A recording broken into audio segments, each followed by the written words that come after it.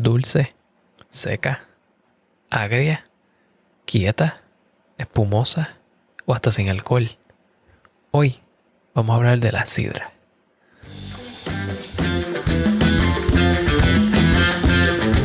Bienvenidos a The Food Engineer Podcast, un podcast dedicado a la exploración de alimentos y bebidas fermentadas.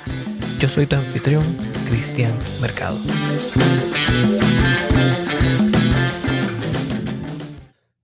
Hoy estaremos hablando sobre la sidra y la perada. Y he decidido juntar estos dos temas, ya que son muy parecidas en su confección y lo único que cambia tiende a ser el sustrato o la fruta que se utiliza para crear esta bebida. La sidra no es otra cosa que un jugo de manzanas que ha sido fermentado. Pero si vamos a ver los ejemplos que existen en el mercado, nos damos cuenta de que existe una gran variedad de sidras. Y lo que voy a intentar hacer hoy es quitarle el misticismo a esta bebida y atacarlo pasito a pasito para entender un poco mejor cómo se hace y qué lo hace tan único. Los árboles de manzana, según el almanaque agrícola, crecen en las zonas 3 a 8, siendo las zonas 3 a 5 un buen área para crecer manzanas en general, pero ciertas otras variedades que tienden a ser utilizadas para sidra son crecidas también en áreas más frías. Y es que existe una infinidad de variedades de árboles de manzana. No solo la infinidad de árboles, sino que obtener el mismo producto una y otra vez es casi imposible. Y por eso es que los árboles de manzana comerciales tienden a ser injertos de árboles que se sabe que producen un tipo de manzana de una calidad deseable.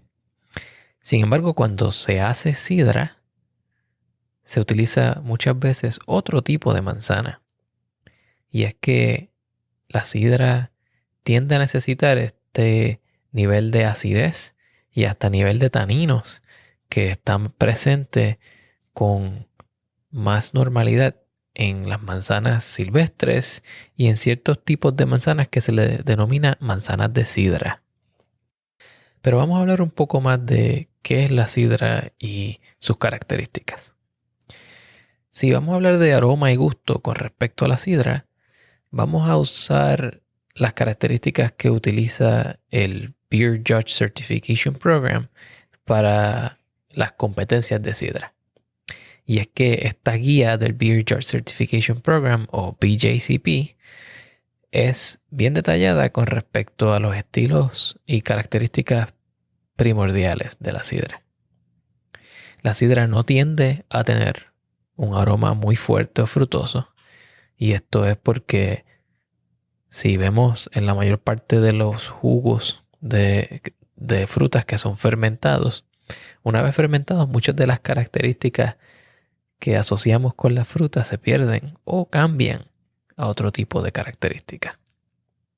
Algunos estilos de sidra tienden a exhibir otro tipo de sabores como producto de su fermentación, como lo es la sidra inglesa, que tiende a tener un olor y en cierta parte un sabor como a jamón ahumado. Y esto es parte de su proceso de fermentación, tanto como del tipo de manzanas que se utilizan. La sidra también podría ser clasificada en términos de su cantidad de azúcar residual, tal cual los vinos, como hablamos en episodios anteriores, pueden ser caracterizados como secos, medios, dulce y hasta medio dulce. Las sidras funcionan de la misma manera. Una sidra seca tendría de 0 a 0.4% de azúcar residual. Una sidra media seca de 0.4 a 0.9%. La sidra media de 0.9 a 2%. Una media dulce de 2 a 4% de azúcar residual. Y la sidra dulce sería cualquier otra sidra que tenga más de 4% de azúcar residual.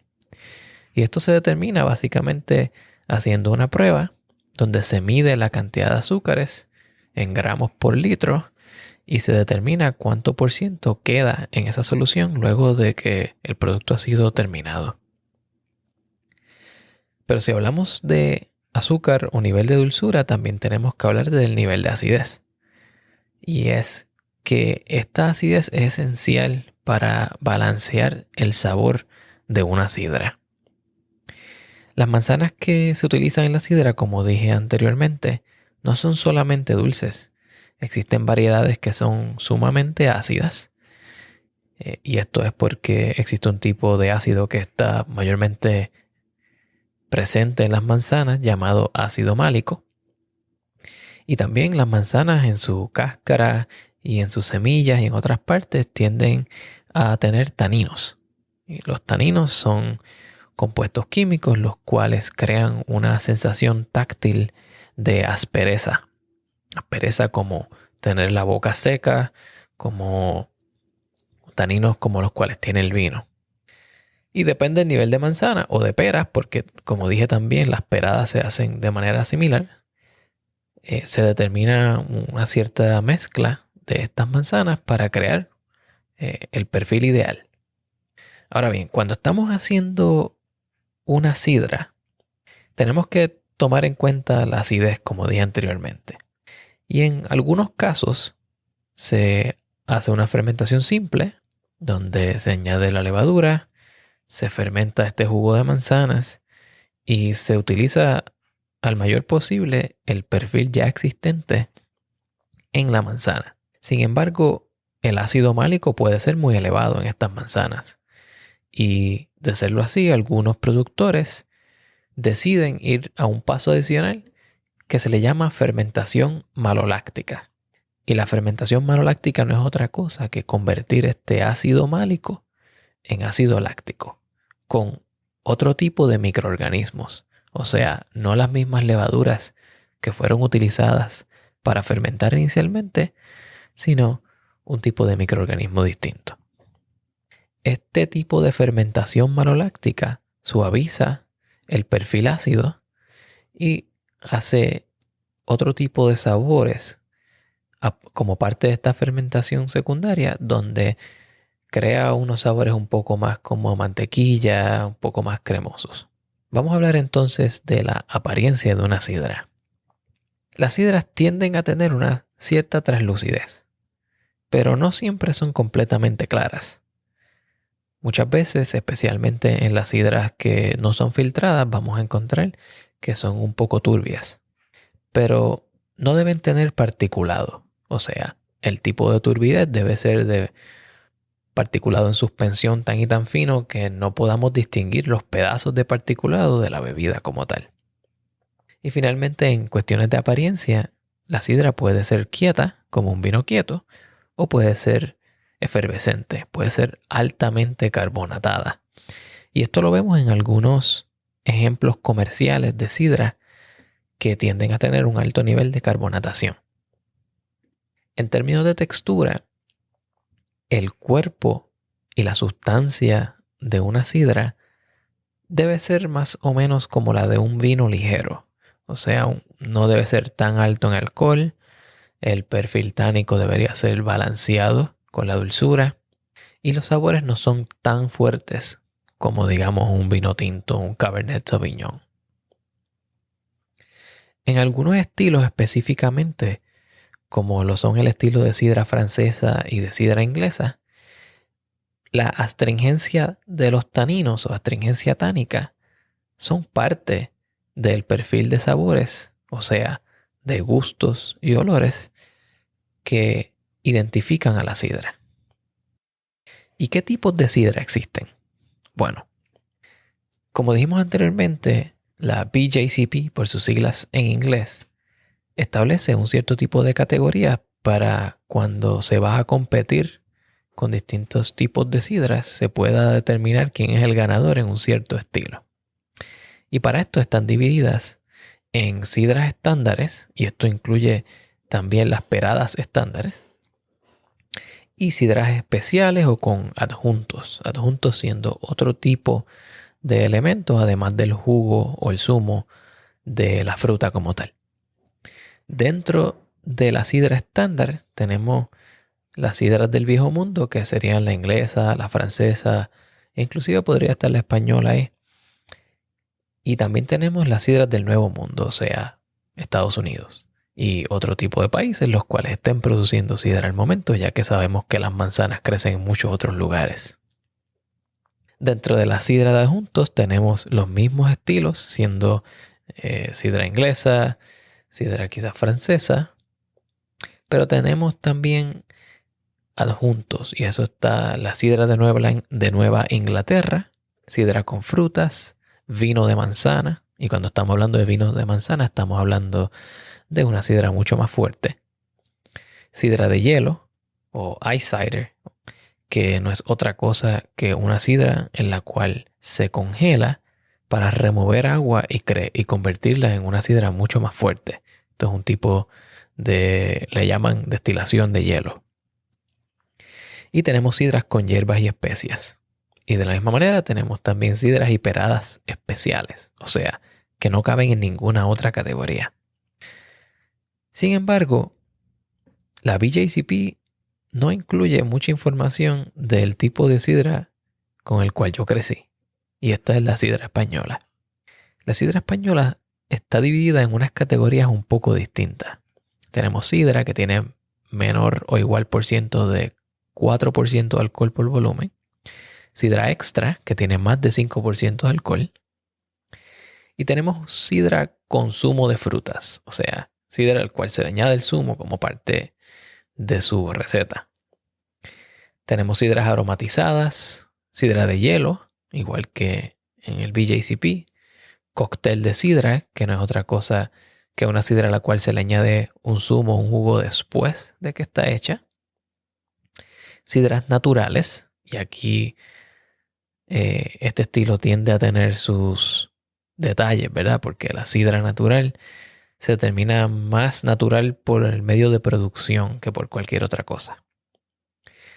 Hay sidras de bajo contenido de alcohol, o sea, de 1 a 3% de alcohol por volumen.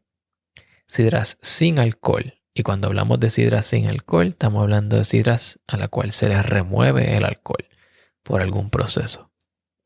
Y finalmente, tenemos que notar que bajo estas directrices de cómo se produce la sidra en España, normalmente se prohíbe añadir agua a la sidra, a menos de que sea una sidra hecha a partir de un jugo de manzanas que se ha reconstituido.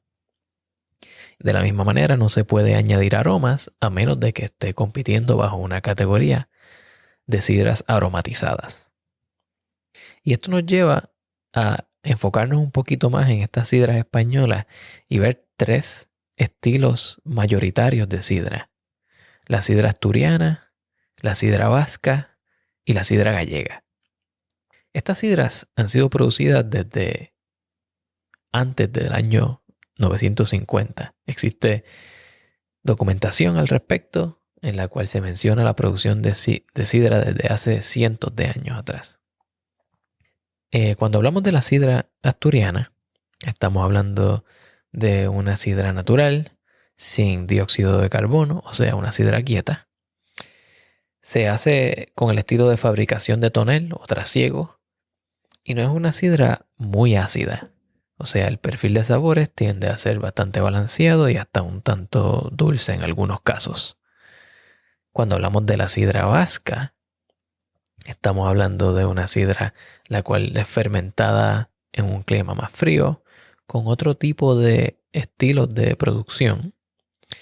Y ahí vemos entonces cómo se puede generar un poco más de acidez. Esa acidez puede ser tanto por el estilo de la variedad de manzanas que se utiliza, como también por el procedimiento en el cual se fermenta. Y es que la sidra vasca en algunos casos es macerada múltiples veces, macerada y exprimida múltiples veces, lo cual puede traer muchos más taninos de las cáscaras de las manzanas y añadirlas al mosto que va a ser fermentado.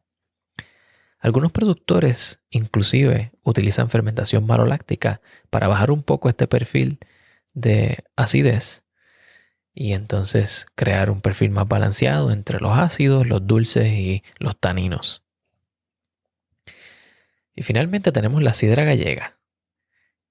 Y en Galicia, al ser el mayor productor de sidra y de manzanas en cierta manera, tiene unos estilos muy variados. Sin embargo, tiene un poco de similitud a la sidra vasca.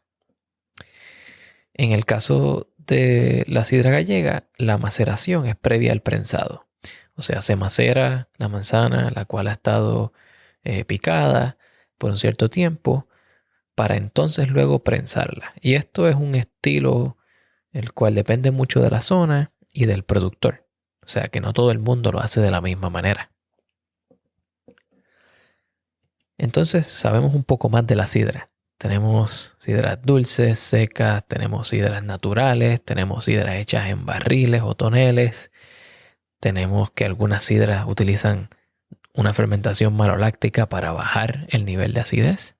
Y también sabemos que hay sidras tanto quietas como sidras espumosas. Ahora vamos a hablar un poco más de cómo vamos a consumir esta sidra, ¿verdad? Porque la sidra, al tener un perfil ligero y un tanto ácido, es un excelente maridaje para un sinfín de platos. Normalmente, la sidra natural se tiende a maridar muy bien con quesos cabrales y Stilton, ya que el perfil natural, o sea, una fermentación mixta o una fermentación que es hecha a partir de los microorganismos que ya son parte de la manzana, tiende a producir muchos sabores complejos, o lo que en inglés le llamarían funky, los cuales se dan bien con quesos que también son funky. O sea, el queso de cabra tiene un cierto pique y tiene también un cierto olor intenso. El queso Stilton, que es parte de la familia de los quesos azules, como el gorgonzola y el blue cheese, también tienen este tipo de perfiles y entonces no tiende a batallar uno con el otro. O sea, que los estamos usando como un puente entre los dos perfiles de sabor.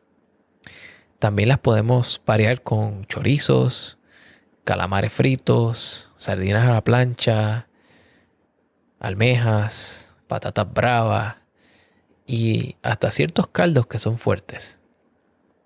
Y es que estamos basándonos en la complejidad del sabor de la sidra natural para parearla con un plato el cual tiene una complejidad de sabores también bastante altos.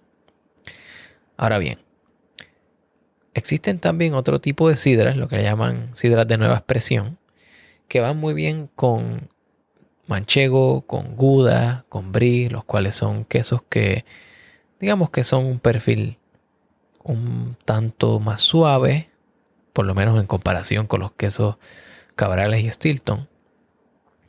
Se pueden también parear con jamones, pero jamones un poco más limpios. O sea, en vez de usar un chorizo, se pueden parear con un jamón ibérico, que es un perfil más suave. Y platos los cuales pueden incluir también pescados. Vimos que la sidra natural se pareaba mejor con ciertos tipos de mariscos de sabor fuerte. Sin embargo, estas sidras de nueva expresión, o sea, sidras más limpias, se pueden parear con camarones o gambas, con pescados blancos y tiernos que tienden a tener perfiles más suaves, y hasta con sushi. Ahora bien, las sidras que tienden a ser carbonatadas dan una ventaja adicional a la hora de ser pareadas o maridadas con ciertos platos.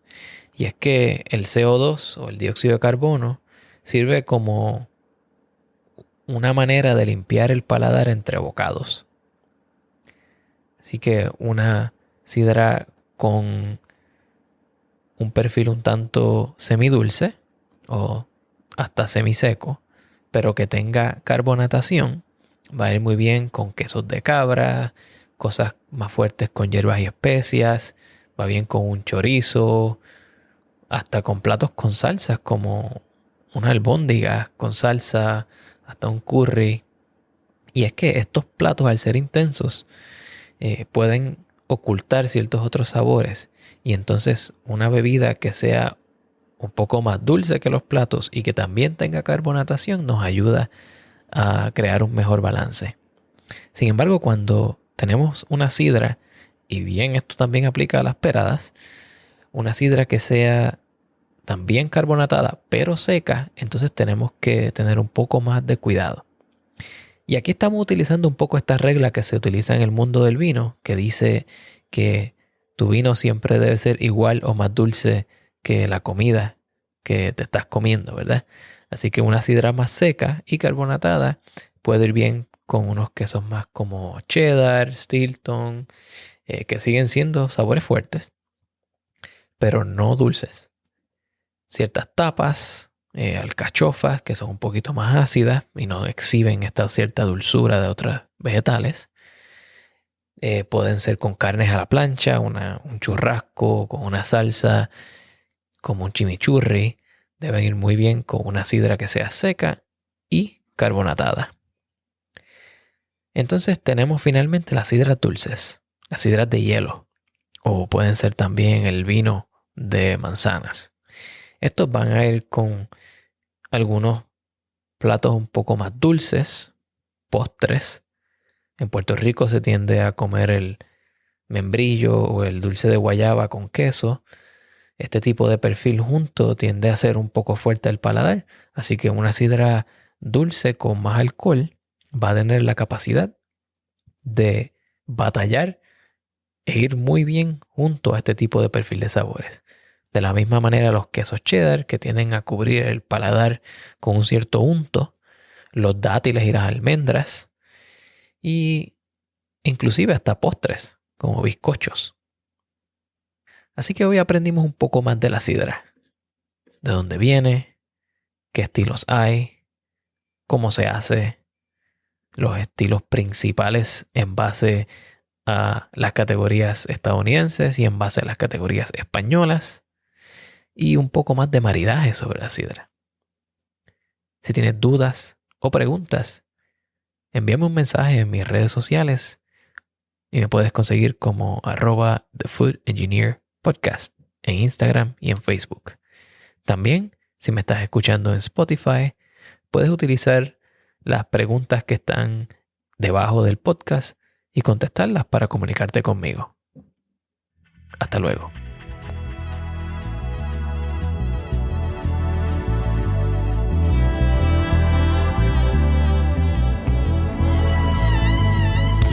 Piece of moon is falling from the sky.